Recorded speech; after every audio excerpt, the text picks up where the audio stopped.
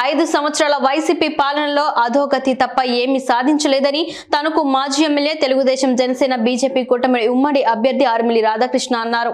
అసమర్థ అవినీతి పాలనతో ప్రజలకు అవస్థలు మిగిలాయని ఆయన వివరించారు.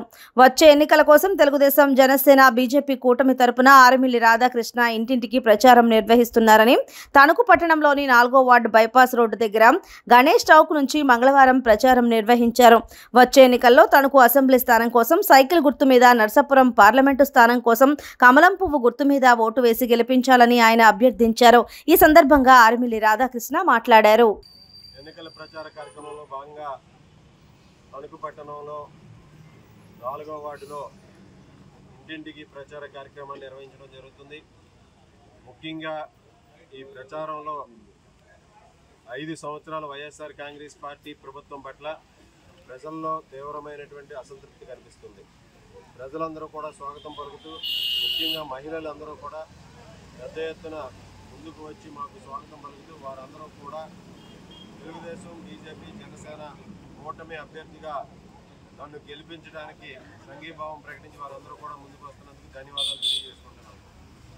ముఖ్యంగా 5 సంవత్సరాల వైఎస్ఆర్ కాంగ్రెస్ పార్టీ పరిపాలనలో అన్ని వర్గాల ప్రజలు కూడా తీవ్రమైనటువంటి నిరాశతో ఈరోజు ఈ ప్రభుత్వం చేసినటువంటి నిర్వాహకం పట్ల పూర్తి అసంతృప్తితో ఉన్నటువంటి పరిస్థితి మనకి అన్ని టౌన్లో ఉన్నటువంటి అన్ని వార్డుల్లోనూ కూడా కనిపిస్తుంది.